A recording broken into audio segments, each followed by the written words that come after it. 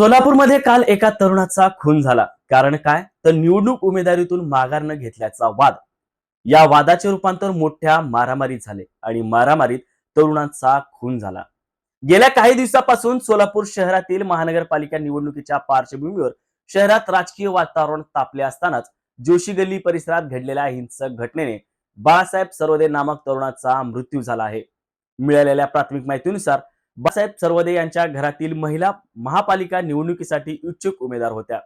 मात्र ऐनवेळी संबंधित पक्षाने त्याच्या उमेदवारी रद्द करून विरोधकांना उमेदवारी दिल्याने हा वाद निर्माण झाला होता.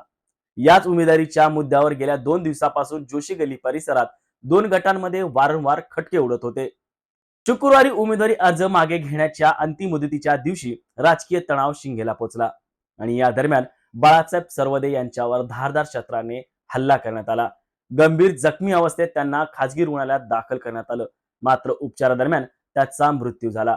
या खुनाचा थेट भाजपच्या नेत्यावर गंभीर आरोप होत आहे. बाळासाहेब सरवदे हे महाराष्ट्र नवनिर्माण विद्यार्थी सेनेचे पदाधिकारी होते, अशी माहिती मनसेचे नेते प्रशांत इंगळे यांनी दिली.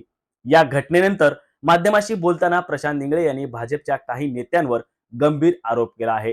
ही हत्या राजकीय कटातून झाल्याचा संशय व्यक्त केला जात आहे. तसेच या प्रकरणात भाजपच्या नेत्यांवर तत्काळ गुन्हा दाखल करावा अशी मागणी देखील यावेळी त्यांनी केली आहे. दरम्यान या घटनेच्या निषेधात संतप्त जमावाने जोशी गल्लीत भाजपच्या कार्यालयाची तोडफोड केली. त्यामुळे परिसरात भीतीचे वातावरण पसरले असून तणाव निर्माण झाले आहे. हत्येच्या घटनेनंतर सोलापुरात पोलिसांनी शहरात मोठा बंदोबस्त तैनात केला आहे. जुना बोरामणी नाका आणि जोशी गल्ली परिसराला पोलिसांची छावणीचे स्वरूप आले आहे.